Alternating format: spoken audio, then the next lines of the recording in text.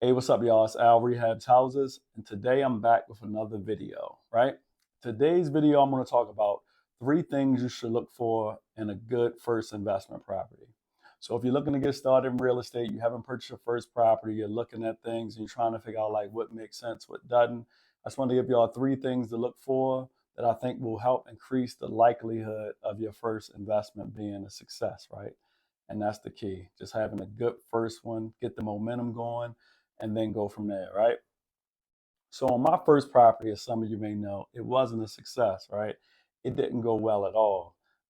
Hired bad contractor, but also the property itself, it needed a lot of work, right? It needed all the mechanicals. It needed like drywall, a little bit of structural stuff. So it's like it needed a lot. Um, and in my opinion, I think that that is more of an advanced property for somebody who has a little experience. So the number one sign I would look for is just the condition of the property, right? So I tell my students to focus on properties that are more cosmetics on your first go around, right? You're looking for properties that they may have been built a little more recent, so they may have ductwork, they may already have like copper pipes as far as like your plumbing. They may have a more updated electrical. So it's like that way when you go into those kind of properties, instead of going in doing all this structural work, running, new plumbing, electrical HVAC, like the ductwork is there. So instead you're just swapping out the unit typically in the vents. The plumbing is already there. So like if you're keeping everything in the same location, the same place, a lot of times you can get away with just changing out faucets and things like that, right? And electrical, like maybe you have to change out the switches and the plates, but you're not running like all new electrical. And then maybe the framing is minimal. It's not like a lot of structural stuff, maybe partition wall, like you want to reframe a closet or things like that, right? So I think that on your first one, definitely try to focus on something that is more on the cosmetic side, kitchen, maybe bathrooms, flooring, paint, carpet. Like I think you can find somebody, who can do these things pretty good. So I would say the more recent or like better condition you can find a property in, I think that's a good first start, right? It's like sometimes instead of swinging for the fence on like the total gut renovation is caving in where you think you can make more money, you just want to like get in the game, find something that's a good first property you can get into, learn about the business, learn about working with your contractors, learn about the looks and the look of the property that you want, things like that, right?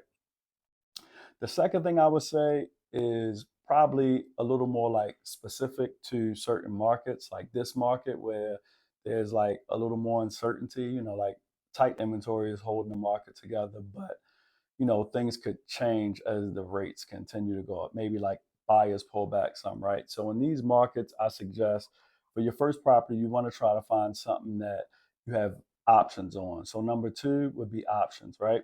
You want to find something that you're going in it maybe like, hey, I'm gonna buy, fix, and sell this property. But if it doesn't work out and I can't sell it, I'll be able to rent it.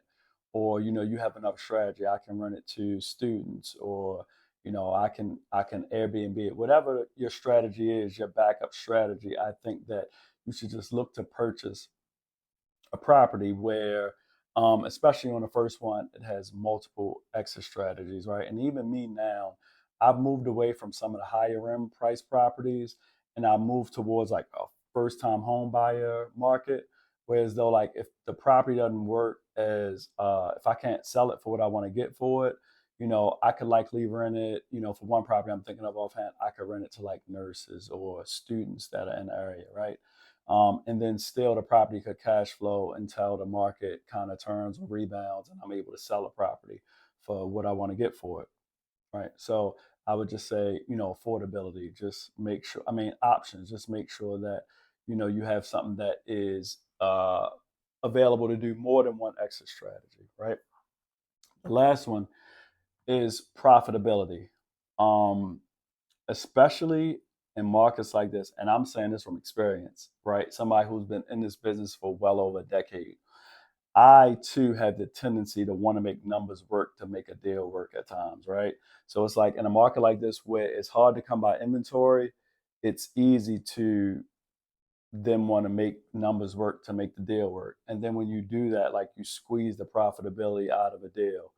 And especially when you're getting going and you're still getting a grasp on the cost to do things and the cost to renovate, I would just say to make sure you plan, for a contingency. Like, so if most investors may have a 10% or 5% contingency, I would say as a new investor, maybe looking at like a 15% contingency. Like, that's just money that you put aside that said, hey, I think my budget for this property would be 50,000, and 10% contingency would be like, okay, I'll add an extra 5,000 just in case anything else happens.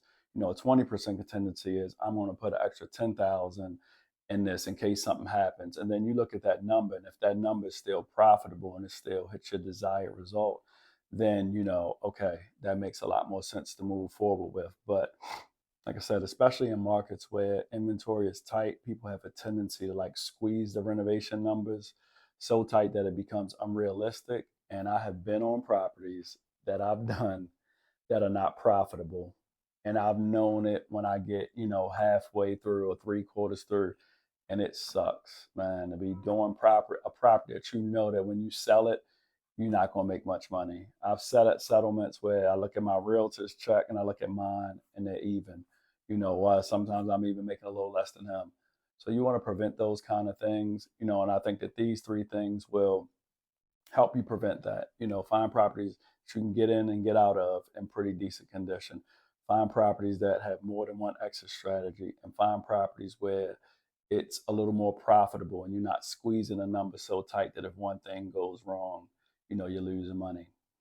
Don't forget to like, comment, and subscribe.